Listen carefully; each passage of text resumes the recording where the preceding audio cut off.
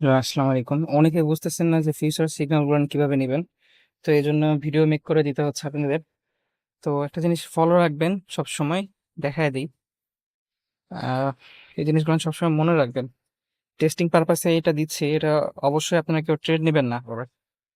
মনে করেন এখন বাজে কয়টা, কটেক্সে বাংলাদেশ টাইম হচ্ছে 22টা 9। হ্যাঁ, তো আমি মনে করেন এখানে দিয়ে দিলাম হচ্ছে 22টা, সাপোজ ধরেন 11, 22টা 11 দিলাম। কি pair? USD BR, USD USD BR এর ফুট। আবার সেম ভাবে দ্বিতীয় সিগনালে দেখেন ব্যাপারটা। মনে করেন দ্বিতীয় সিগনালে মনে করেন আরেকটা দিলাম 22টা 14। হ্যাঁ, পেয়ার দিয়ে দিলাম ইউএসডি, কি দেওয়া যায়, টিআরওয়াই। আচ্ছা, টিআরওয়াই মার্কেট দিলাম হচ্ছে পুট বা বাই, যেটাই দিই, পেস্ট করে দিলাম। এখন হচ্ছে আপনাদের কাজ হচ্ছে কি, এখানে সময়টা দেখবেন, আপনারা সবসময় খেয়াল রাখবেন এই জায়গাটায় সময়টা দেখবেন কয়টা বাজে দিছি, 22টা 11। তাহলে আপনাদের ট্রেড করতে হবে কয়টায়? তাহলে আমরা এখন মার্কেটে চলে যাই। 22টা 11 পার হয়ে গেল নাকি? এই যে যখন বাজবে 22টা 10 বাজে 58 সেকেন্ড হবে, 11 বাজার 2 সেকেন্ড আগে ইউএসডি বিআরএল কি দিছি, ইউএসডি বিআরএল 22টা 11 পুট। তাহলে কি করব, 22টা 10 বেজে সেকেন্ড পার হচ্ছে, যখন 58 হবে, 10 বেজে 58 হবে 11 বাজার আগেই। তো কত দেওয়া আছে? 11। 11 বা 2 সেকেন্ড আগে এই যে ফুট দিয়ে দেবো। তাহলে হবে কি, ক্যান্ডেলের মাথায়, একদম ক্যান্ডেল বরাবর ক্যান্ডেলের মাথায় ট্রেডটা পড়ে যাবে। বুঝতে পারলেন কথা? একদম ক্যান্ডেলের মাথায় ট্রেডটা পড়ে যাবে, ওপেন হয়ে যাবে 2 সেকেন্ড আগে যদি ওপেন করেন। স্কিপ করতেছি, ভিডিও অনেক লং হয়ে যাবে, এই জন্য টাইমটা স্কিপ করলাম।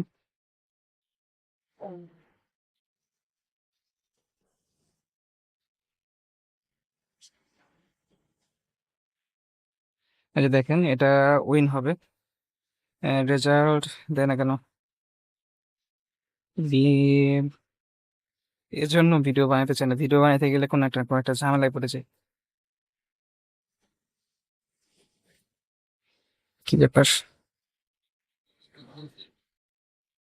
দেখছেন কাণ্ড? রেজাল্ট দিছে ঠিকই, কিন্তু কোনো কিছু শো হলো না। কোটেক্সের যে ঝামেলা।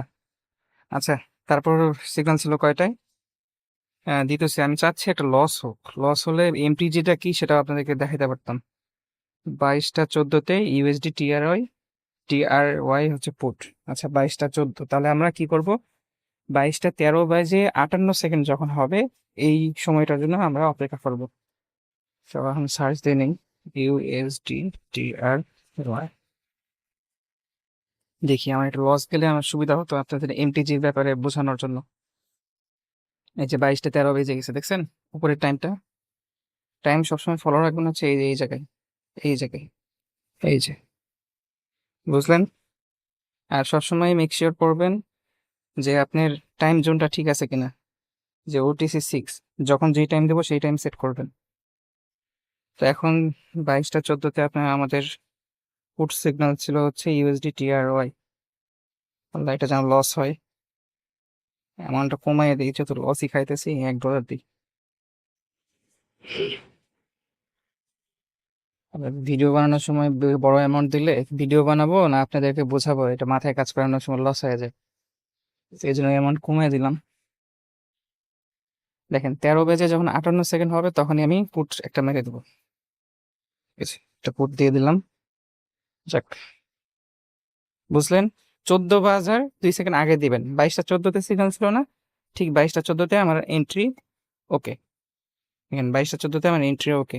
14তে এন্ট্রি দিতে বলছি, 14। এটা লস হলে আমার জন্য হেল্পফুল হবে আপনাদের বোঝানোর জন্য, ভিডিও আর লং করতে হবে না। আচ্ছা, একটু স্কিপ করি, হ্যাঁ, কয়েক সেকেন্ড।